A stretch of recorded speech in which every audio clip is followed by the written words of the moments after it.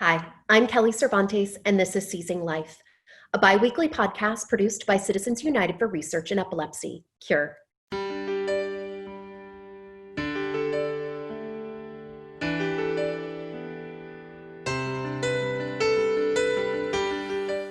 Today, we continue our series of remotely recorded episodes during the COVID-19 pandemic by welcoming Dr. Andres Kanner to the podcast. Dr. Kanner is the chief of the Epilepsy Division in the Department of Neurology and the director of the International Comprehensive Epilepsy Center at the University of Miami Miller School of Medicine. Dr. Kanner is considered one of the leading authorities on the behavioral aspects of epilepsy. He's joining us today to talk about a topic that is on the minds of many epilepsy patients during these difficult days: the relationship between epilepsy and mental health. Dr. Kanner, thank you so much for joining us today. Mental health and epilepsy is a topic that we have wanted to tackle on this show for quite some time, and it has just been a challenge to find the right guest. Can you break it down for us just on a very basic level, how mental health and epilepsy are connected?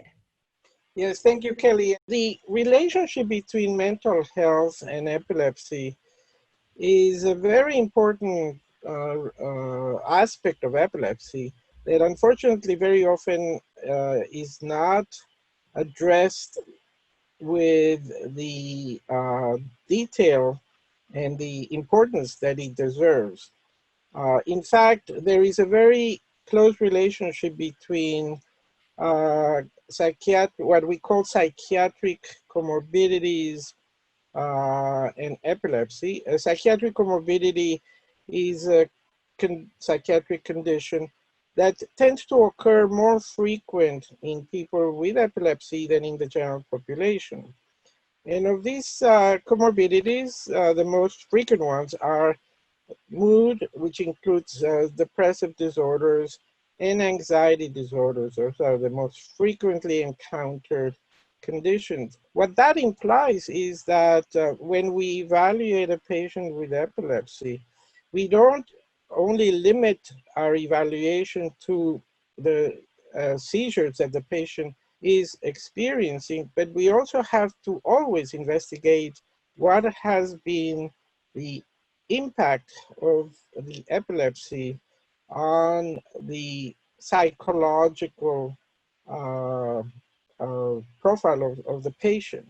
Now, that would imply that when you suffer from epilepsy, there are psychological consequences, but it's actually much more complex than looking at mental health phenomena as a consequence of the epilepsy, because very often the person who suffers from epilepsy has already suffered from a history of mood or anxiety disorder or other psychiatric conditions before the onset of epilepsy.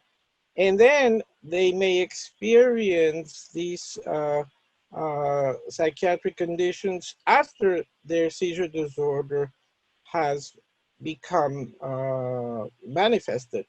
And the recurrence of these psychiatric conditions after the onset of epilepsy may actually be the result of a just natural course of the psychiatric history of this patient that may have been accentuated by the development of the epilepsy, or may be independent of the onset of epilepsy, or it could be, in fact, a de novo occurrence as a consequence of the development of epilepsy. So there is this complex condition.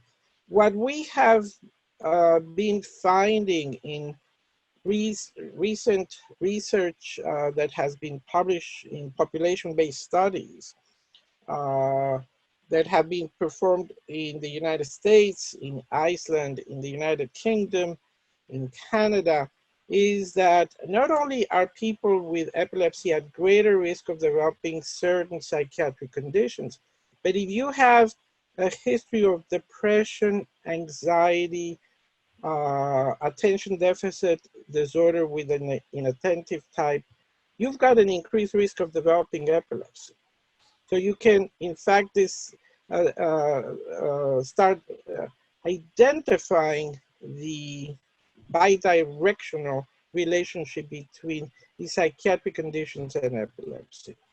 I mean, that to me, when I was preparing for this episode, to learn that it's bi-directional I was shocked by that. And I feel like I'm fairly well informed in terms of epilepsy and causes. And nowhere had I learned that mental health can precipitate an epilepsy diagnosis. It's a very surprising phenomenon. You ask, how can these psychiatric conditions cause epilepsy? Well, the reality is that they don't cause the epilepsy. What there is an increased risk. So if you have, for example, a major depressive disorder, your chance of developing epilepsy compared to the general population is twofold higher. If you have a history of having an anxiety disorder, the risk that you have of developing epilepsy compared to the general population is also between 2 and 3-fold higher. If you have had a history of suicidal ideation or suicidal behavior, your risk of developing epilepsy compared to the general population is 4-fold higher. If you've had a history of attention deficit disorder of the inattentive type, your risk of developing epilepsy compared to the general population is 3.5-fold higher. Now, that doesn't mean that these conditions are causing the epilepsy. The most likely scenario is that the pathogenic mechanisms that are operant in these psychiatric disorders occur as well in epilepsy. And under certain circumstances, the presence of these psychiatric conditions in the setting of other risk factors for epilepsy, for example, genetic risk factor or severe head trauma or other exposures to situations that can facilitate the occurrence of seizures, can facilitate the development of epilepsy. Because the fact is the majority of people with depression and anxiety don't develop epilepsy. But Right. when you look at the risk that people who've had these psychiatric conditions develop epilepsy, it's higher than that of the general population. Hi, this is Brandon from Citizens United for Research in Epilepsy, or CURE. For the 65 million people worldwide living with epilepsy, progress is unacceptably slow. At CURE, our mission is to find a cure for epilepsy by promoting and funding patient-focused research. Learn more at cureepilepsy.org. Now back to this episode of Seizing Life. Up until recently, I really do feel like the conversation around epilepsy has been around the seizures, and it's really only been recently that the scientific community has looked at epilepsy as how it is affecting the entire person, and in this case, mental health. How, are steps being taken to connect these two, to make sure, to have psychiatrists available because an epileptologist is not a psychiatrist. Those are two Yes. very different practices. How do they work together? And is that happening? And how can we make it happen? I think you touch upon a very important and sad reality of the lack of appreciation of the relationship between psychiatric conditions and epilepsy. The problem is that when you look at the attempt to understand what I like to call the journey of a person with epilepsy after the diagnosis is made, there are a lot of psychological processes that the patient goes through that we also fail to recognize, and that also have the implication of an emotional reaction that can cause, in this case, it would be a complication of the diagnosis of epilepsy, and that if not dealt properly, can then perpetuate, psychological issues for a long time. And the best example is, for example, the issue of accepting the fact that when you have a seizure and when you're told that you have epilepsy, you lose your predictability in life, right? When you're told you have epilepsy, you don't know when you're going to have another seizure or if you're going to have another seizure. And the first thing that we as neurologists, epileptologists, or clinicians have to help patients and family members deal with is the acceptance of the predictability of life has been lost. And that is super difficult often for patients and family to cope with in the beginning, because it's like, is it going to happen again? When it's going to happen again? And that becomes the big elephant in the room. And the reaction is, don't talk about it because Johnny's going to get upset or mommy's going to get upset. And that leads to the development of a great apprehension on the part of the patient and family members in coping with the diagnosis of epilepsy. And if you are a parent with a child with epilepsy, a parent wants their kid to be safe and to be fine, and you want to control that everything is perfect for my child. And once you take away the predictability of the life of my child, that's gone. And how are you going to cope with it? So that's the first station, if you will, of a emotional situation that every single patient and family member has to face and have to deal with. And that, I think, in my opinion, is the first big error that we as clinicians make in not addressing these phenomena at a conscious level for patients and family members so that we can help them cope with it. What I tell often patients is, what you have to come to terms with is that you just suffered a big loss. You've suffered the loss of predictability, and you have to just face it, talk about it. You have to mourn it the way that you mourn the loss of a loved one. Should epileptologists be making referrals to therapists and psychiatrists along with an epilepsy diagnosis? I think epileptologists need to be working with the patient and family members in explaining these phenomena. I don't think this is something that is necessary to have the therapist or a psychiatrist deal with. That's something that the physician who is making the evaluation of the psychiatric disorder needs to incorporate in the counseling of the patient, right? Because you don't want to make it more than it is. This is part of the natural process of the disease. And it's not only particular to epilepsy. It happens with any condition, any chronic condition. If you suffer from coronary or from any other, you're going to be facing the same situation. So what I'm trying to say is we need to normalize the phenomena that comes with a diagnosis of epilepsy, and not make it a mental condition. So how should a neurologist present the mental health issues to a patient, and when should they be presented? Okay, I think that's an excellent question, because this is something that should be part of the overall initial evaluation of the patient with epilepsy.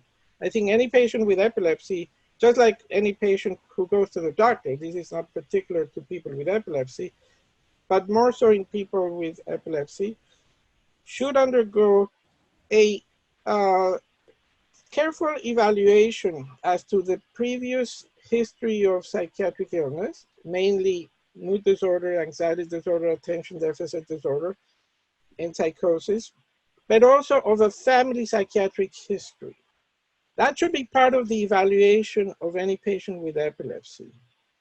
And the reason that that is very important is because the presence of a previous psychiatric history or a family psychiatric history should be a red flag for the physician to anticipate that that individual may be at increased risk of experiencing further recurrence of these psychiatric conditions in the course of their life. And that's just because that's a natural course of these conditions. But if you have a family psychiatric history, that also puts you at increased risk of experiencing these conditions under certain situations that put you at increased level of stress, and such as having a diagnosis of epilepsy, the big changes that are associated with a diagnosis of epilepsy where you can drive, you cannot do a whole variety of things. And that can, if you have a genetic predisposition for mood or anxiety disorder, that can bring those conditions up to the surface. But also more importantly, if you have a previous psychiatric history or a family psychiatric history, you are at increased risk of developing adverse events of a psychiatric nature when exposed to certain antiepileptic medications. So there are certain antiepileptic medications that have negative psychotropic properties. That is that they can cause psychiatric symptoms, and these include symptoms of depression, anxiety, behavioral symptoms, irritability, poor frustration tolerance. And who do we see more likely these phenomena? These are in people with a previous psychiatric history or a family psychiatric history. So it is important for me as a neurologist to know, are you in this group of people who, if I place you on a medication that has these negative psychotropic properties, you are at increased risk of developing these kind of psychiatric adverse events. Conversely, there are antiepileptic medications that have mood stabilizing properties and antidepressant properties. And again, if you have a previous psychiatric history or a family psychiatric history, and you are taking these medications, and then I want to switch you to something else, and these medications were playing a role in keeping your mood or anxiety disorders under control, and I remove that medication, I may unmask it, and that can result in a recurrence of the psychiatric condition. So it's of the essence that any treating physician that is prescribing antiepileptic medication always keep in mind the psychiatric profile of the patient, because that will have a very relevant impact on the choice of the antiepileptic medication that you place the patient on. So what I'm trying here to say is, I think it's important that the neurologist who's treating the patient with epilepsy become part of the evaluation of the psychiatric profile of the patient as part of the comprehensive evaluation of the seizure disorder and of the patient, and not relegated to the therapist, psychologist, or psychiatrist. Now, are there different types of depression or anxiety that are comorbid with epilepsy? Oh yes, so the mood disorders have different expressions in severity. You can have major depressive episodes, like you see in people without epilepsy, where you have all the symptoms of a depressive disorder, where you have difficulty experiencing any pleasure in the things that you do, and you feel that nothing you do is right, and you feel hopeless and helpless, and you develop difficulty sleeping at night, you lose your appetite, your sexual drive, and you may develop even suicidal ideation. And that's a severe form of a mood disorder that requires an immediate attention. And what would that look like in a child? Now, the trick with kids is that you have to recognize when the child is presenting symptoms that are suggestive of a depressive disorder, because a child is not going to come and tell you, "Mommy, I feel depressed." Right. A child will act it out, okay? Will become more cranky, irritable, impulsive, restless. And very often these children get misdiagnosed as having attention deficit disorder or conduct disorders. Now you may be able to suspect it also, because when a child gets depressed, very often the depression also is associated with symptoms of anxiety. The child develops separation anxiety. They don't want to be left alone. They start seeing ghosts, and they don't want to sleep alone. They don't want to go to school.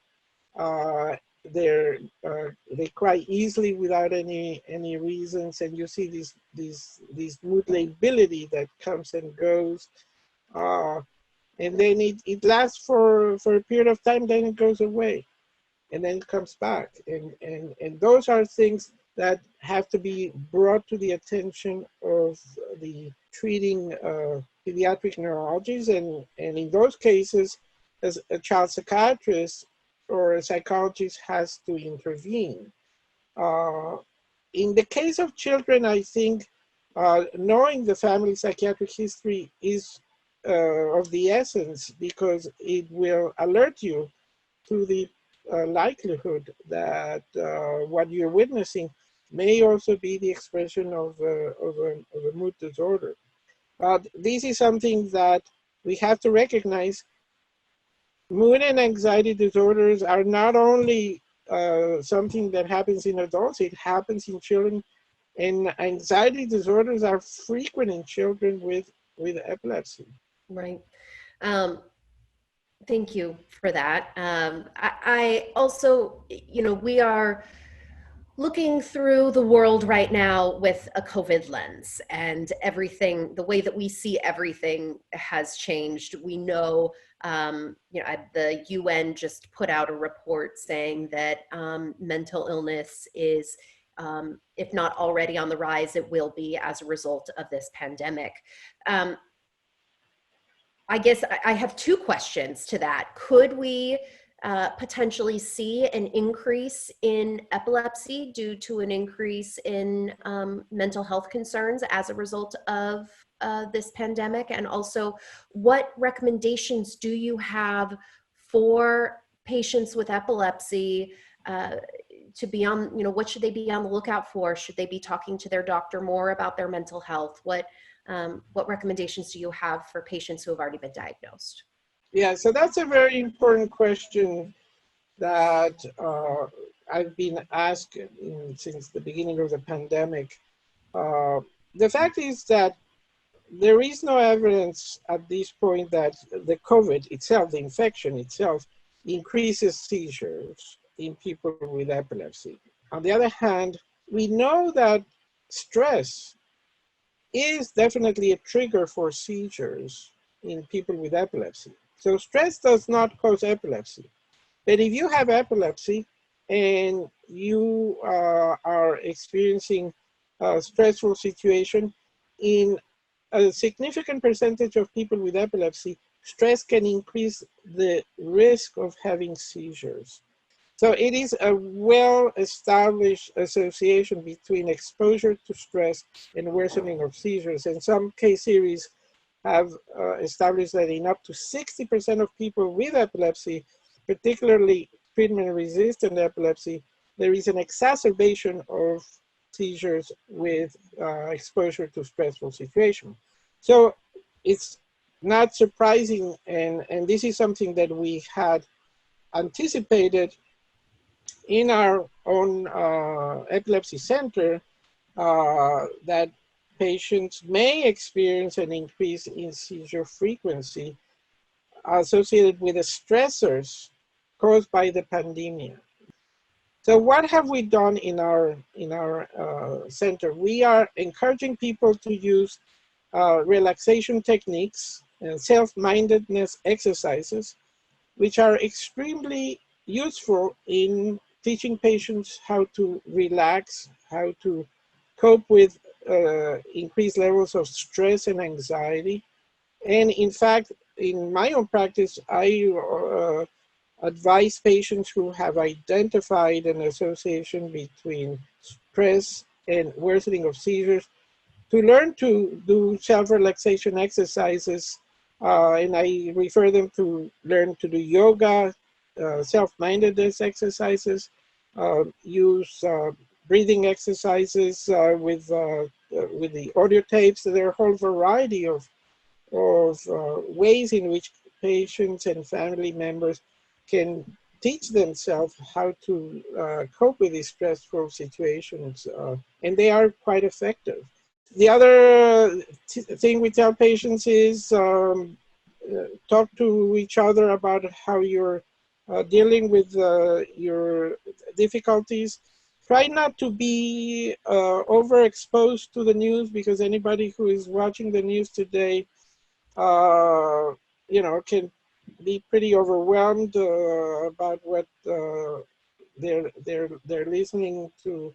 Dr. Kanner, I cannot thank you enough for coming on and speaking with us today, for sharing your expertise, and for being a doctor who treats the whole person and not just the seizures. This conversation has been absolutely fascinating, and we are just so grateful to you as a doctor, and for coming on our show and sharing your expertise. It's invaluable. Thank you. My pleasure. Anytime, I'll be happy to come back. Thank you. I love it. Thanks so much. Thank you, Dr. Kanner, for sharing your expertise and insights on the connection between epilepsy and mental health. During these unpredictable times, many of us may be experiencing mental health challenges. Those with epilepsy live with unpredictability every day and know all too well how it can negatively affect mental health and daily life. Epilepsy is more than seizures. It is also the impact of those seizures on one's quality of life. That's why Cure is dedicated to patient-focused research that will bring us new knowledge, therapies, and cures. To help pursue our mission, please visit cureepilepsy.org/donate. Your support and generosity are hugely appreciated. Thank you.